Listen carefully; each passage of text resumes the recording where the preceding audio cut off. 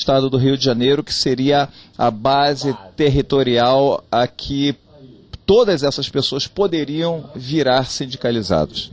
Temos cerca de 4.000 sindicalizações por livre e espontânea vontade. A base é cerca de 8.000 servidores, tá? Quase 8.000. Então, 50% mais ou menos não são sindicalizados. É bom que seja dito pela Constituição que um sindicato ele não representa apenas aqueles sindicalizados voluntariamente, ele representa toda a categoria. Vamos falar de um assunto espinhoso. Também, de acordo com a Constituição, a contribuição sindical, obrigatória, também chamada de imposto compulsório, ela seria obrigatória ou é obrigatória pela Constituição, imposta a todos os servidores, queiram ser sindicalizados ou não. Então, a pergunta é, o CICEJUF, ele impõe que todas essas 8.000 pessoas aqui no estado do Rio de Janeiro paguem essa contribuição ou somente voluntariamente aqueles sindicalizados, 4.000? O CICEJUF, a diretoria, por ser cutista, ligada à CUT, a gente entende que toda contribuição tem que vir da Assembleia. Ou seja, no estatuto do CICEJUF está lá que é 2% do vencimento básico. Fizemos uma Assembleia que diminuiu de 2% para 1% a contribuição sindical. Somente os sindicalizados é que pagam a contribuição sindical. Não é toda a base que paga. Tá? Então a gente adota a política que vem desde os sindicatos cotistas, que é como financiar é uma questão do trabalhador. É em Assembleia do Trabalhador que a gente tem que definir a contribuição sindical. Essa é a nossa política. E vai ser sempre assim. Vamos esclarecer mais uma coisa.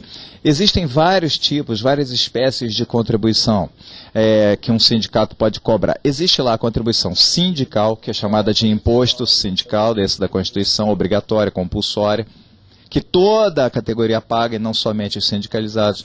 Existe a contribuição confederativa, existe a contribuição assistencial, existe a contribuição social, que seria a tal mensalidade, aquela associativa, que o pessoal chega e paga se quiser, e paga porque quer contribuir, porque quer algum benefício específico, enfim.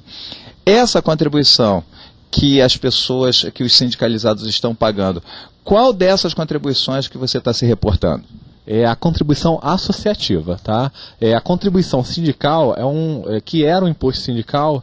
Essa, de forma nenhuma, a gente corrobora que é uma questão da era Vargas, somos totalmente contrários a esse imposto sindical. É bom que seja dito, então, o CICEJUF é contrário à cobrança da contribuição sindical obrigatória por causa da ligação ideológica com a CUT. Exatamente, a gente tem uma ligação que qualquer contribuição tem que ser decidida na Assembleia, não pode o governo, como na época foi no Estado Novo, dizer, não, todos os trabalhadores têm que pagar um dia de trabalho. Nós não concordamos com isso. Tem que estar na Constituição que os trabalhadores que tem que definir suas formas de contribuição. Ponto. É isso que nós entendemos. Ou seja, a contribuição deve ser espontânea e não imposta.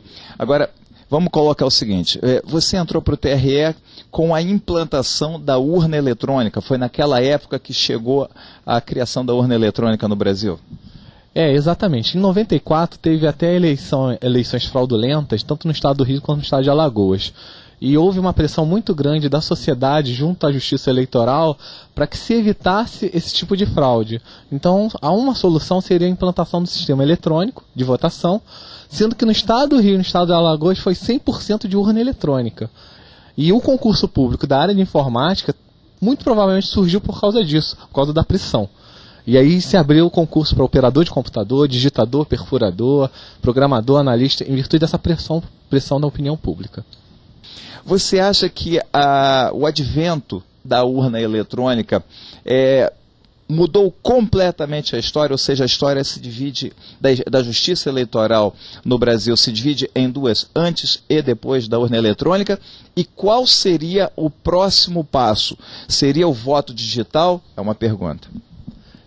Eu, como sou da área de informática, o fato de você tirar a votação de papel, mapa de votação, transfere, isso fica sujeito a fraude miúda, fraude no local de votação. Quando coloca na urna eletrônica, essa fraude fica quase que impossível de acontecer. Tá? Quase que impossível. É claro que em sistemas de informática a gente nunca pode dizer que não existe fraude. Sistema de informática pode ter problema de segurança.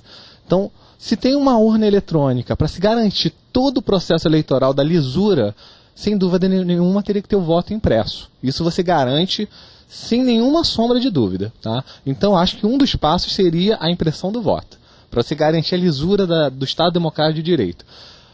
A questão da digital é importante, por quê? Porque já ocorria desde 94 a pessoa ir com o título de eleitor sem foto.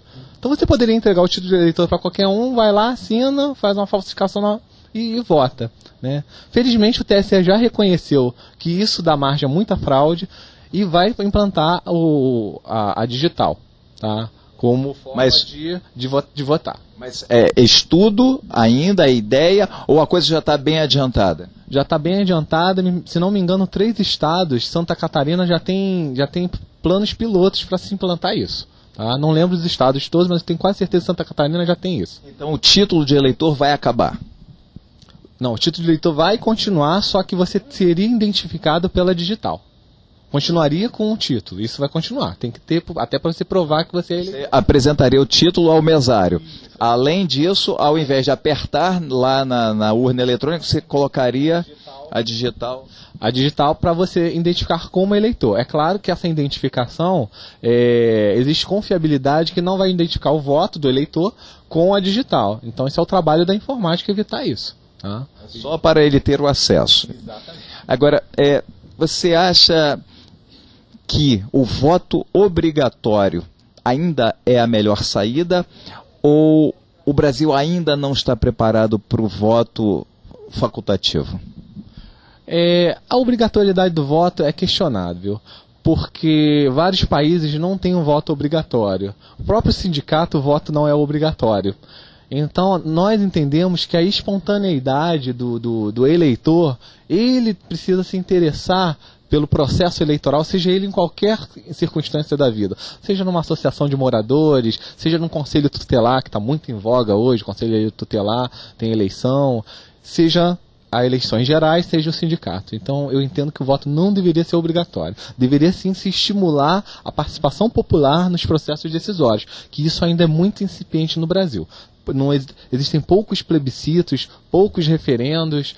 O referendo que nós tivemos recentemente foi para retirar direito, porque seria um contrassenso. Você faz referendo para dar mais direitos à população.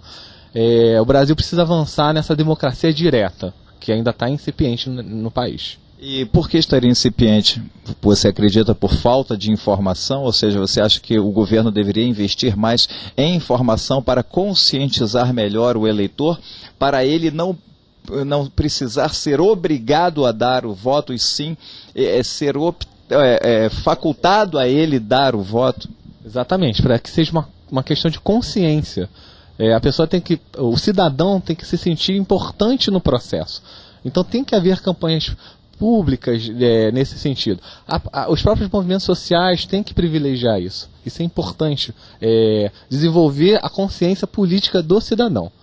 Você está no TRE há 12 anos trabalhando sempre no mesmo setor, na mesma área de informática? Exatamente, no mesmo setor, na mesma área de informática, nunca tive interesse em modificar. Tá. E alguém já teve interesse em modificá-lo compulsoriamente? Eu estou tocando em mais um assunto espinhoso, chama-se desvio de função.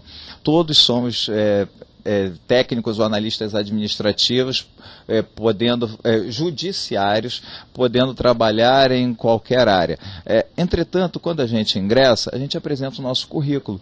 E lá tem a formação profissional. Veja, você, por exemplo, a sua formação de engenharia eletrônica, analista de sistemas, seria um contrassenso colocá-lo, por exemplo, sei lá, no protocolo, ou fazendo um trabalho administrativo processual, que não tivesse vínculo com a sua formação profissional.